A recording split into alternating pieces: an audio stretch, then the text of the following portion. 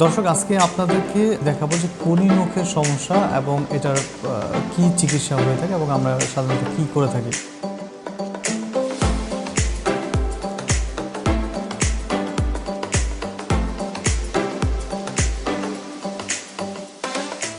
আসসালামু আলাইকুম, আমি doctor Akhtaruzzaman Sumon Khan, aesthetic specialist, laser expert and hair transplant surgeon. কর্মরত আছি চিফ কনসালটেন্ট হিসেবে green skin hair and laser সেন্টারে। আজকে আমাদের কাছে একজন পেশেন্ট আসছেন তার কুনি নখের প্রবলেম নিয়ে, অর্থাৎ নখে দেখা যাচ্ছে যে তার প্রচুর পরিমাণে ব্যথা, সাইডে প্রচুর ইনফেকশন, একটু চাপ দিলে পুঁজ পড়ে, হাঁটতে পারে না, ব্যথা পায়, সাংসারিক বা পারিবারিক যে কাজগুলো আছে সেগুলো সে নিয়মিত করতে পারে না। তাই আজকে আমাদের এই পেশেন্টকে কিভাবে ট্রিটমেন্টটা আমরা করব সেটা আমরা দেখাবো ইনশাল্লাহ। সো আপনারা দেখতে পাচ্ছেন যে এখানে একটা পেশেন্টের কুনি নখের প্রবলেম, এটাকে আমরা অনাইকোমাইকোসিস উইথ পেরোনাইকিয়া বলে থাকি। এখানে দেখা যাচ্ছে যে ফাঙ্গাল ইনফেকশন এবং ব্যাকটেরিয়াল ইনফেকশন মিক্স হয়ে গেছে এবং নখটা অনেকটা ডেবে গেছে, মাংসগুলো আঙ্গুলের যে মাংসগুলো আছে এগুলো উপরে চলে এসেছে এবং খুবই একটা ম্যাসাকার অবস্থা হয়ে গেছে। আর এখানে দেখতে পাচ্ছেন এই নখটাও অলরেডি ডেবে গেছে।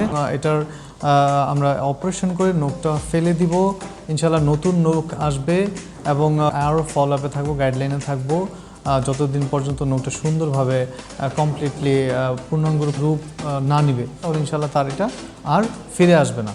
সো চলুন আজকে আমরা এটার সার্জারি বা অপারেশনটা আপনাদেরকে দেখাই।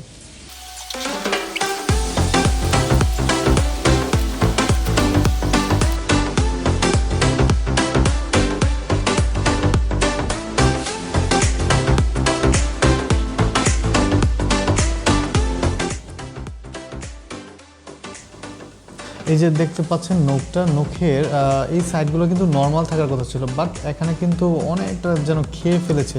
প্রচুর বহুদিনের ফাঙ্গাল ইনফেকশনের কারণে এখান থেকে সাইডে দিয়ে, এই সাইড দিয়ে এবং আঁকা বাঁকা হয়ে প্রচুর নখটাকে একদম খেয়ে ফেলেছে। সো এই নখ কখনোই ওষুধ দিয়ে ঠিক হতো না এবং উনি কী করেছে, নিজেও কিন্তু সাইডে দিয়ে প্রায় নাকি নখ কেটেছে, বাট এইভাবে করে কি হলো যে এই যে আরও বেশি ইনফেক্টেড হয়ে গেছে।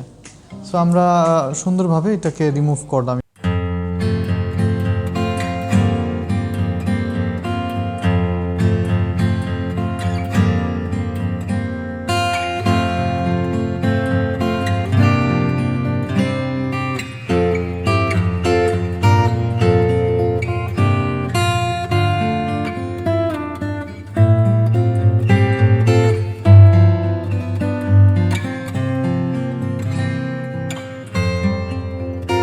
আমাদের আজকের অনাইকোমাইকোসিস অথবা নখের ফাঙ্গাল ইনফেকশনের ট্রিটমেন্ট।